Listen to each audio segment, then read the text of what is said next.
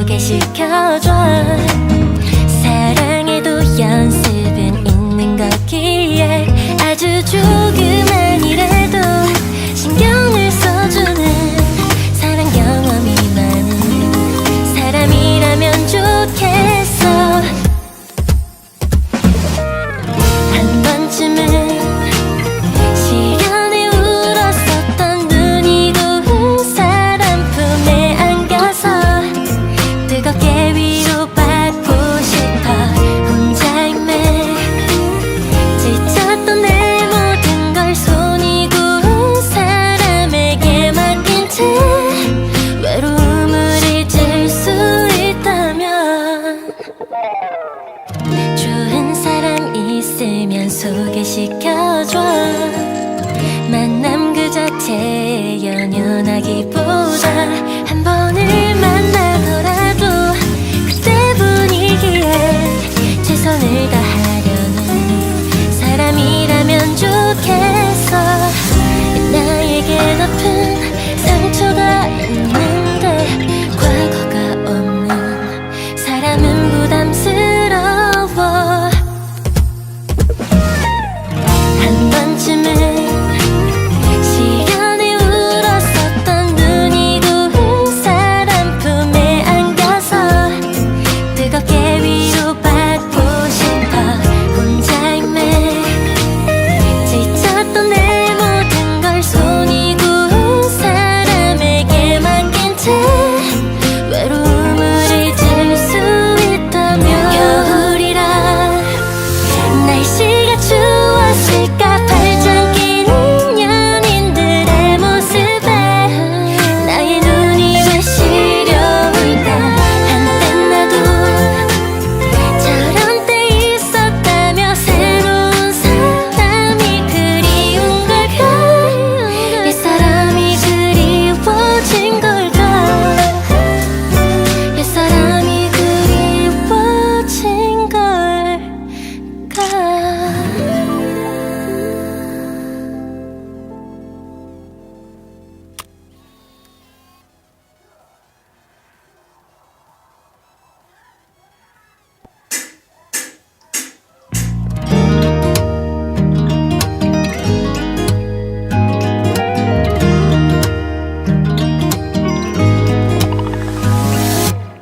좋은 사람 있으면 소개시켜줘.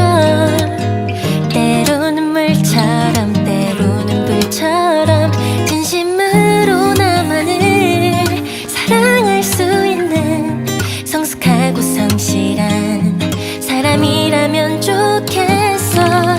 좋은 사람 있으면 소개시켜줘. 사랑에도 연습은 있는 거기에 아주 조그만이라도 신경을 써주는 사랑 경험이 많은 사람이라면 좋겠어. 한 번쯤은 시련에 울었었던 눈이 고운 사람 품에 안겨서 뜨겁게 위로받고 싶어. 혼자임에 지쳤던 내 모든 걸 손이 고운 사람에게 맡긴 채 외로움을 잊을 수 있다면 좋은 사람 있으면 소개시켜줘. 만남 그 자체에 연연하기보다 한 번을 만나더라도 그때 분위기에 최선을 다하려는 사람이라면 좋겠어. 나에게 높은 상처가 있는데 과거가 없는 사람은 부담스러워. 한 번쯤은 시련에 울었었던 눈이 고운 사람 품에 안겨서 뜨겁게 위로받고 싶어. 혼자임에 지쳤던 내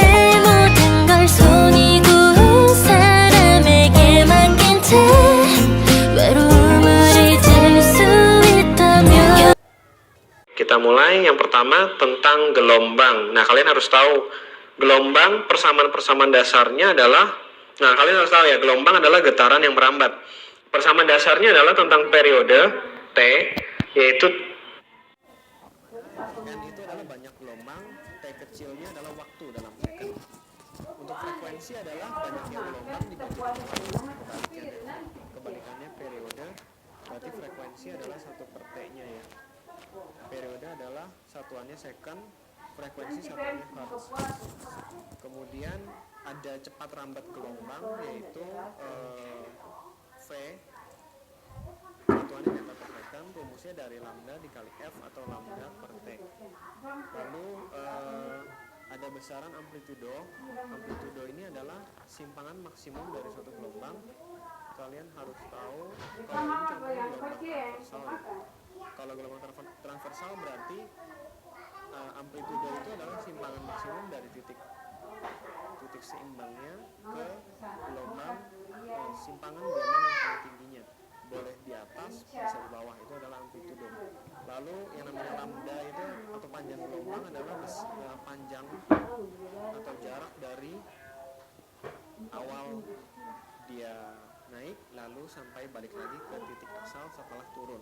Jadi satu bukit, kalau untuk gelombang transversal ya, satu bukit dan satu lembah itu adalah jarak dari panjang satu gelombang. Tapi bisa juga kalau kalian punya gelombangnya dari, misalnya dikasih taunya dari atas bukit ke bukit berikutnya, ini juga adalah lambda sebenarnya. Atau dari lembah ke lembah berikutnya, ini juga lambda. Jelas ya. Jadi nggak harus selalu dari titik asal, maksudnya dari awal sini sampai akhir dari bukit itu adalah lambda. Jadi harus tahu. Ini juga sama dengan konsep periode. Jadi kalau kalian dikasih tahu, misalnya ada grafik gitu ya, dikasih tahu misalnya waktu di paling atas ini adalah 1 sekon, lalu di paling atas berikutnya adalah 5 sekon, dalam sekon ini ya. Berarti periode gelombang tersebut adalah 4 sekon. Jelas ya, satu gelombang butuh 4 sekon, itu adalah periode. Ini persamaan dasar dari gelombang. Nah, yang kita akan bahas yang pertama adalah gelombang berjalan yang memiliki amplitudo yang tetap.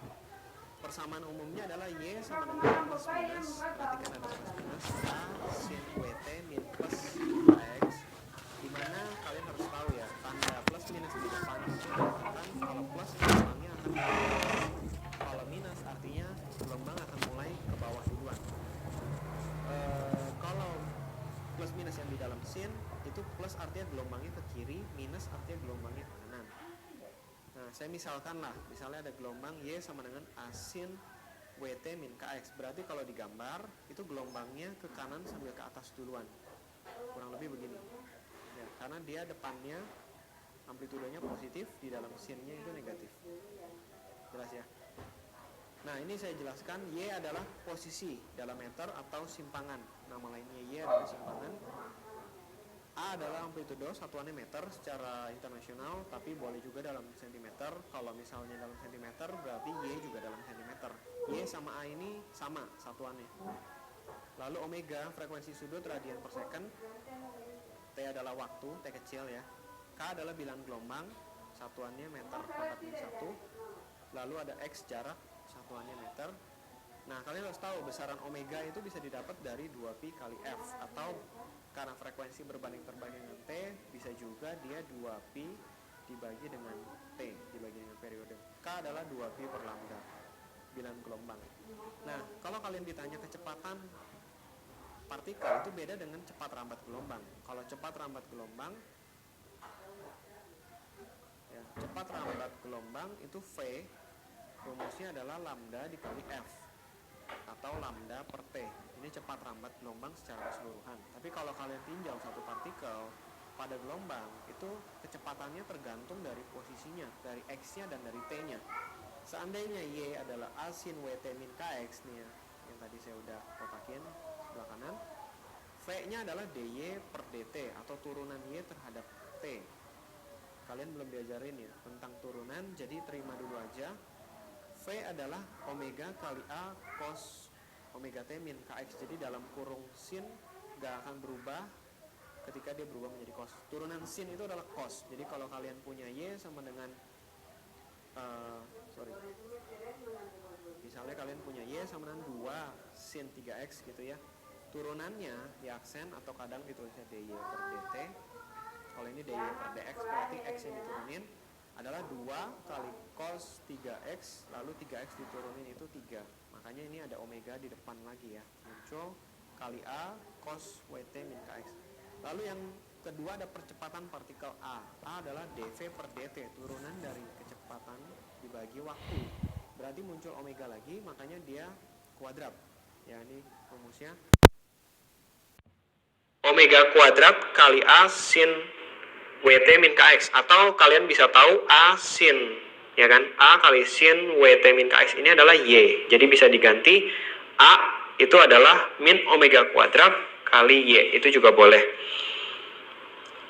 Mungkin nanti di soal latihan biar lebih jelas tentang gelombang berjalan, persamaan-persamaan ini pemakaiannya seperti apa ya.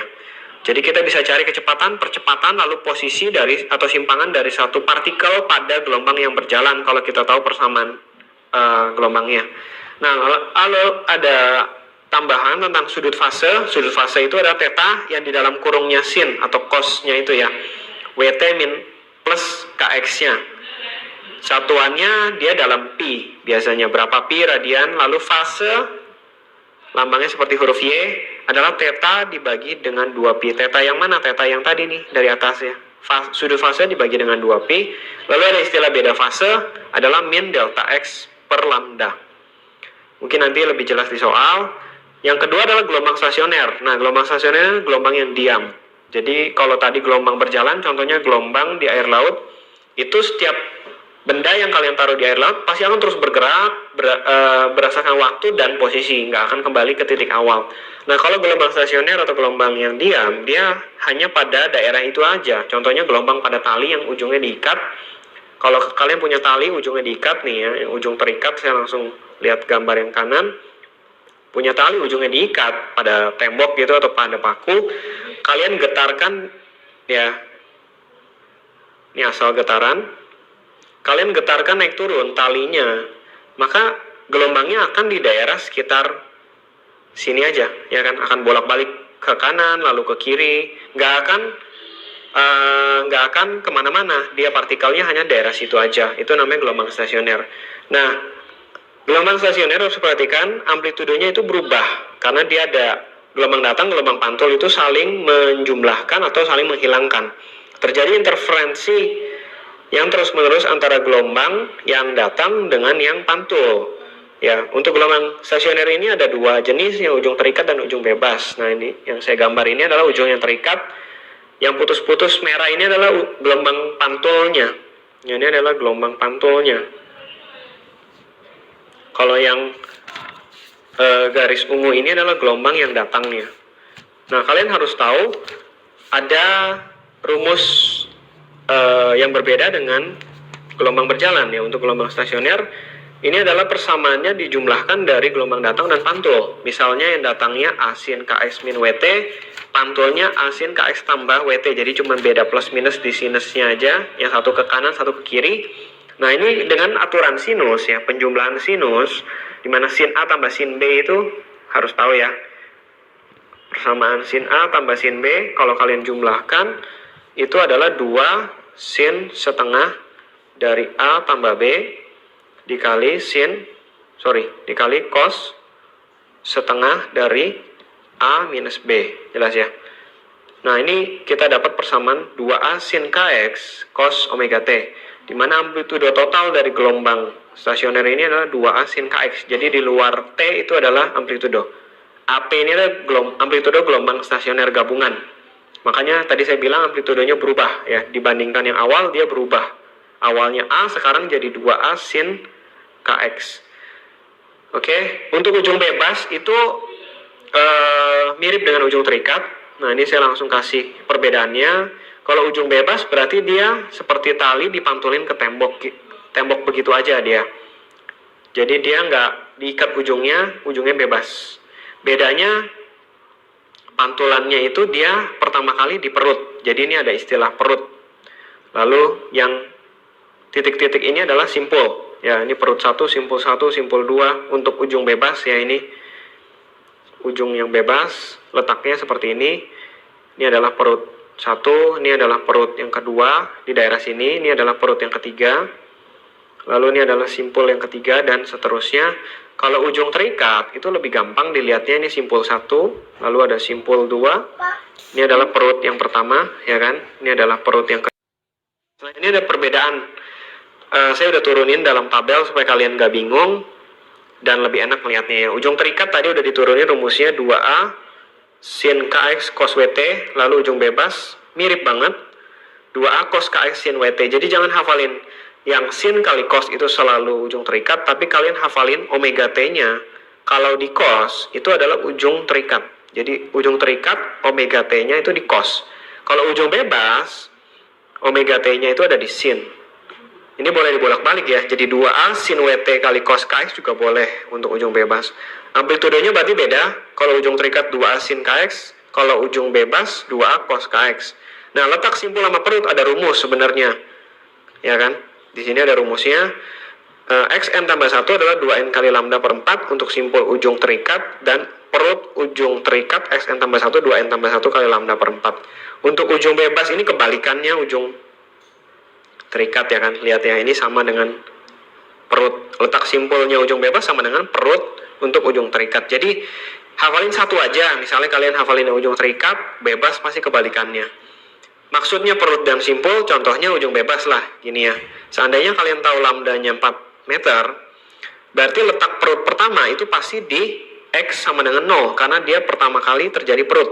Kalau masukin ke rumus perut, supaya X1, berarti masukin N-nya sama dengan 0 untuk rumus ini ya.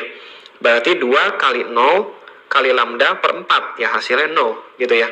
Lalu kalau mau nyari perut kedua itu kalau dari gambar letaknya ada di sini. Nah, ini kalian bisa hitung ada berapa gelombang di sini ya. 1 lambda itu adalah dari bukit ke bukit lagi. Ini lambda. Berarti kalau perut kedua ini letaknya di tengah-tengah ya kan. Dia ada 1/4 bukit, 1/4 lembah. Berarti ini adalah setengah lambda.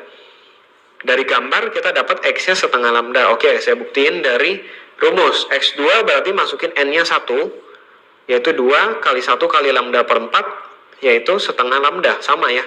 Mau dari gambar boleh, dari rumus boleh. Untuk simpul juga sama.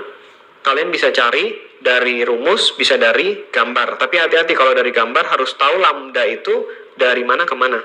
1 lambda itu adalah 1 bukit dan 1 lembah. Jelas ya? Ini adalah 1 lambda atau 1 panjang gelombang. Jadi bisa juga dari dari perut ke 1, dari misalnya simpul ke 1 sampai simpul ketiga ini pasti lambda, karena dia 1 lembah, 1 bukit gitu ya. Mungkin nanti lebih jelas di soal. Ini hati-hati masukin N-nya, karena di sini bentuknya N tambah 1, berarti kalian harus kurangin 1. Misalnya perut kelima masukin N-nya pasti 4. Untuk kedua rumus ini, N tambah 1 berarti ujung terikat atau ujung bebas ya. Mungkin